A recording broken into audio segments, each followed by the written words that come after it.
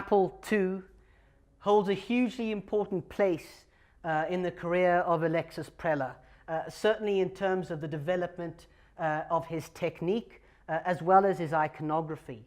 It is an intaglio work, the second intaglio work that the artist ever produced. It is one of a group of 3 apples that Preller produced in 1969, Apple I, Apple II, and then Original Sin, all 3 of which went on show at the enormously famous now Preller retrospective at the Pretoria Museum in 1972. It seems a rather simple image. It is enormously visually enigmatic. It is at its deepest about 13 centimeters deep, cast in resin and then overpainted in oil, creating this wonderful visual enigma. Looking at it flat on, it appears completely flat, but as you approach it, it seems to collapse in on itself, revealing its concavity. Of course, depending on the angle at which you view it, it also changes quite dramatically and repeatedly. Preller's intaglios are arguably one of the high points of his career, and this is hugely important because it shows Preller at the very moment of experimentation.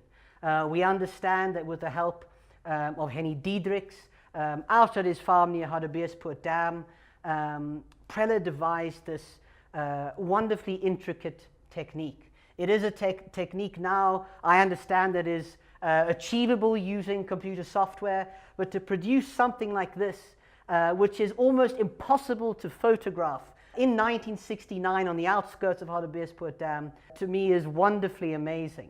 I spoke about the iconographical importance of this. Carl Nell writes in his wonderful article note to this work in the catalogue that Preller always included in his still lifes various fruits. Early on in his career, he tends to focus perhaps on the East African mango, the idea of his fruit having a very African spirit.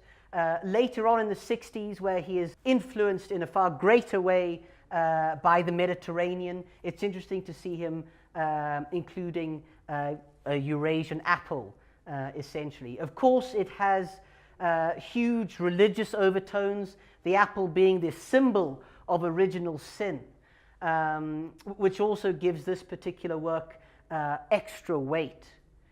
Apple II is a hugely important and complex late career work by Alexis Preller.